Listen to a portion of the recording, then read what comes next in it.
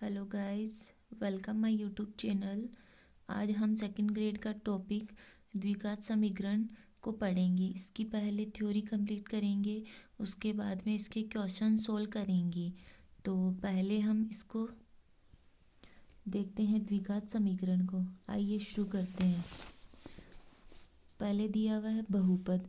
बहुपद क्या होता है? यदि a0 a1 a2 an कोई वास्तविक संख्याएं हैं तथा x एक वास्तविक चर है तो व्यंजक क्या होगा? एफ एक्स बराबर a0 एक्स की power n plus a1 x की power n-1 plus dot dot plus ऐसे चलता रहेगा a की power n-1 x plus an।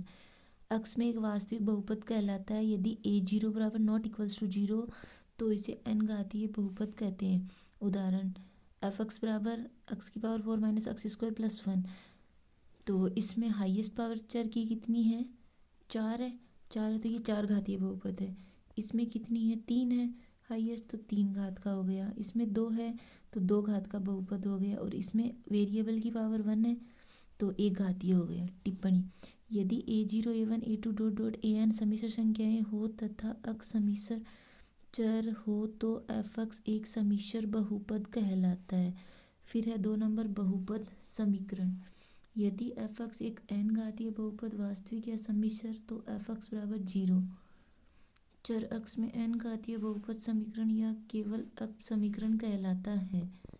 x के वे मान जो एफ एक्स बराबर 0 को संतुष्ट करे वे इस समीकरण के मूल या हल कहलाते हैं। उदाहरण है जैसे एफ एक्स बराबर x cube plus 2x square minus x minus 2 बराबर 0। तो इसको ये सेटिस्फाई कर रहे हैं, 1 माइनस 1 माइनस 2। तो ये क्या हो गए इसके मूल।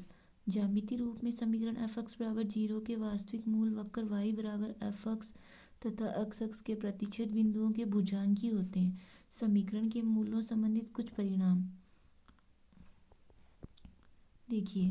प्रत्येक n घातीय समीकरण के n मूल विद्यमान होते हैं। प्रत्येक विषम घातीय समीकरण का कम से कम एक मूल वास्तविक होता है। यदि उच्चतम घातीय पद का गुणांक धनात्मक है तो इस वास्तविक मूल का चिन्ह अचर पद के चिन्ह से विपरीत होता है। यदि किसी समघातीय समीकरण के उच्चतम घातीय पद का गुणांक धनात्मक तथा अचर पद ऋणात्मक है तो इस समीकरण के कम से कम 2 मूल वास्तविक होते हैं, एक धनात्मक और एक ऋणात्मक होता है।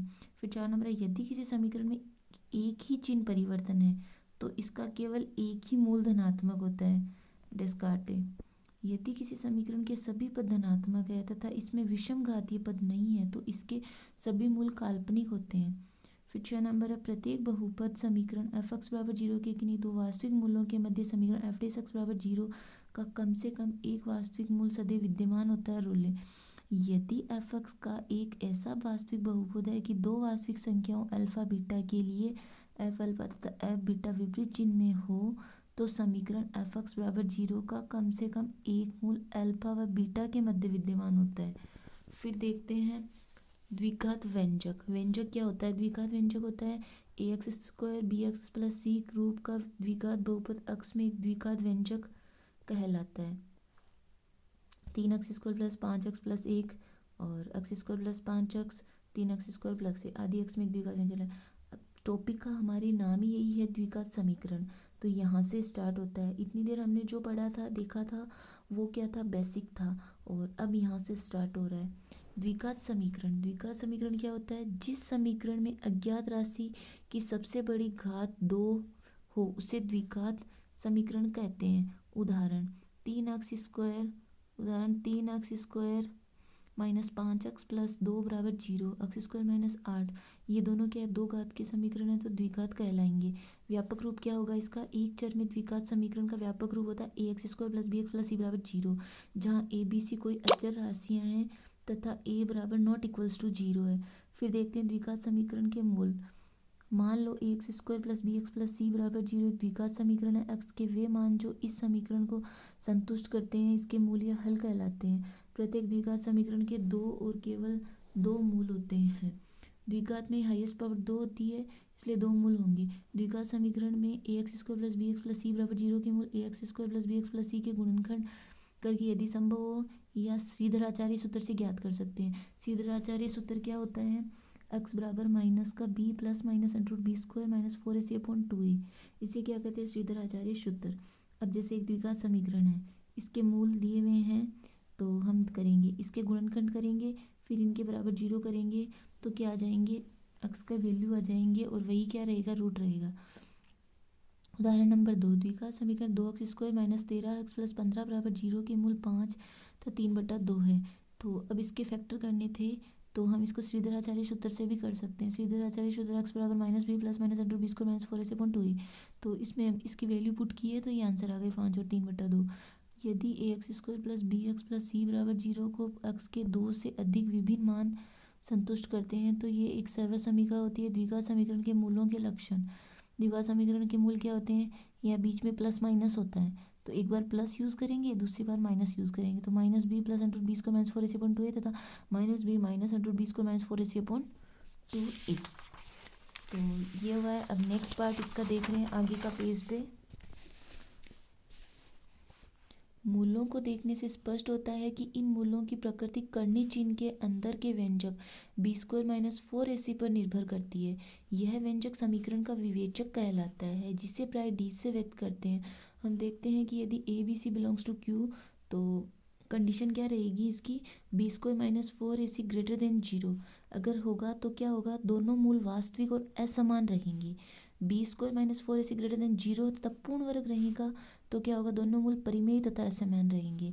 और b² minus 4ac greater than 0 रहेगा तो और पूर्ण वर्ग अगर नहीं है तो दोनों मूल अपरिमेय तथा असमान रहेंगे। b² माइनस 4ac बराबर 0 तो दोनों मूल वास्तविक परिमेय तथा समान रहेंगे। b² minus 4ac less than 0 रहेगा तो मूल काल्पनिक रहेगा तथा असमान रहेगा।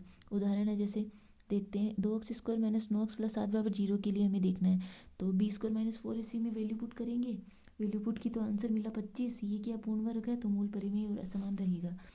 समीकरण 2x² माइनस 6x प्लस 3 बराबर 0 के लिए b² माइनस 4ac बराबर 36 माइनस 24 और 12 आया आंसर और ये बड़ा है 0 से तो पूर्ण वर्ग नहीं है तो मूल अपरिमेय व असमान रहे। फिर उदाहरण देखा 2x² माइनस 6x प्लस 7 बराबर 0 के लिए तो b² माइनस 4ac और 36 में से 56 गए तो -20 बचा तो ये 0 से लेस है तो मूल काल्पनिक असमान रहेंगे। युग्मों में मूल देखते हैं। यदि द्विघात समीकरण ax² plus bx plus c बराबर 0 में यदि a b c परिमेय हो तथा a बराबर नॉट इक्वल्स टू 0 तो उसके काल्पनिक तथा अपरिमेय मूल सदैव युग्म के रूप में विद्यमान होते हैं। उदाहरणार्थ यदि अल्फा प्लस आयोटा बीटा किसी द्विघात समीकरण का एक मूल है तो उसका दूसरा मूल आवश्यक रूप से इसका संयुग्मी क्या होता है, चिन्ह चेंज हो जाता है तो अल्फा माइनस आयोटा बीटा ही होगा। इसी प्रकार यदि alpha plus under root beta एक मूल है तो दूसरा मूल हो जाएगा alpha minus under root beta. अतः यदि A B C belongs to R है, ए बराबर नॉट इक्वल्स टू 0 तो समीकरण ax² plus bx plus c बराबर 0 के दोनों मूल वास्तविक या दोनों ही मूल काल्पनिक होते हैं। पुनः वास्तविक मूल होने पर दोनों ही परिमेय या दोनों ही अपरिमेय होते हैं। समीकरणों के मूलों एवं गुणांकों में संबंध क्या होता है, यदि अल्फा बीटा समीकरण के मूल है ax² plus bx plus c बराबर 0